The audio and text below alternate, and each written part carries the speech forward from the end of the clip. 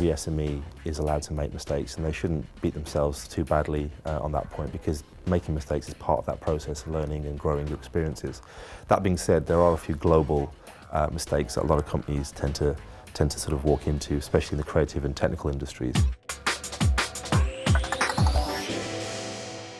One of which I think is falling in love with your own work. I think a common mistake is a lot of businesses tend to oversaturate their product with new features, new tick boxes, new ways of making it better without actually releasing what we call a minimum viable product. Don't try and make it perfect before you release it. Make sure that you've done some testing to make sure people understand, and they're not completely bemused, but get it out there into a test environment and keep iterating very fast.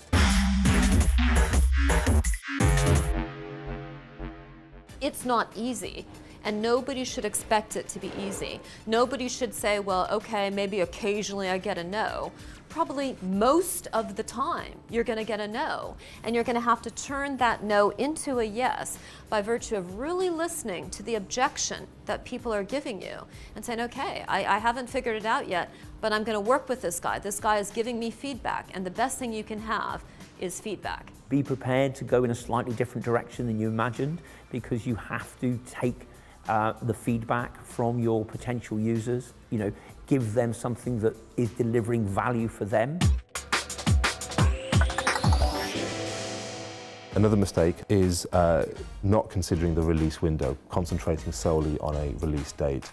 The problem a lot of companies tend to make, and again, it's back to just inexperience, is that you get so embroiled in the development of a product or a service, you concentrate wholly on the actual release day.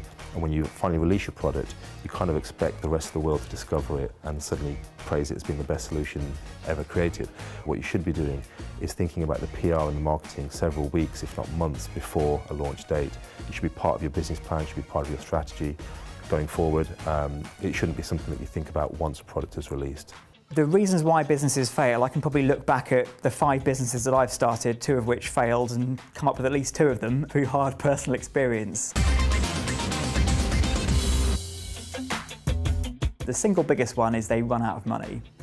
So you have the best idea in the world, but if you haven't got the right amount of money into your business and you run out of money, then that's it. The lights go off and everyone has to go home. So that's always the biggest reason. That's not just because they don't have a good product. They can have a great product and just not have calculated things right, or they could have a rubbish product that nobody wants, and that's why they run out of money. They don't get enough sales. Another big problematic reason why businesses fail, particularly small businesses, is they blag about their figures. They make claims that they're actually making to themselves as well as their investors about the sales targets they can achieve. And the problem with sales, as opposed to costs, is you can control costs and you can cut costs, but you can't go out and, after a difficult meeting where you've had to say hard stuff to people, you can't go out and suddenly get more sales. So the second biggest reason, in my experience, and that's why one of my businesses failed, is you just over-egg your sales aspirations. They become aspirational targets or stretch targets, not real achievable targets.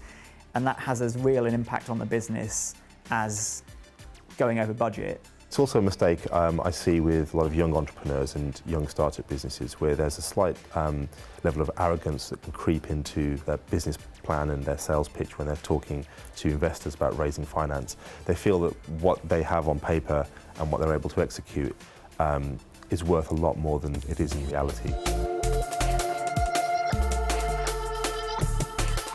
If you're an SME and you've made mistakes, you shouldn't feel too bad about that. Every SME out there will make mistakes. Every good business will make mistakes and learn from them and move forward. It's all part and parcel of the experience, both for your individual growth and also for your company growth. It helps shape your products and your services. So making mistakes is not the end of the world. It's part of your growth, and you should embrace the lessons that you learn from them.